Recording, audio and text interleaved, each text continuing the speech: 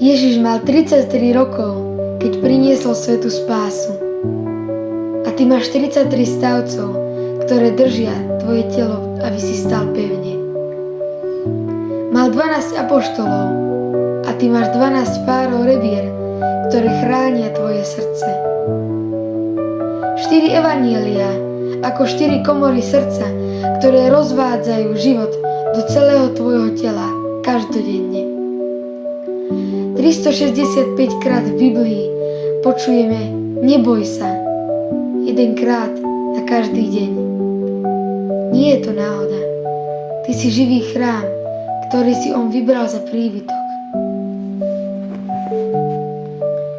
Kto ma miluje, bude zachovávať moje slovo a môj Otec ho bude milovať. Prídeme k nemu a urobím si u neho príbytok.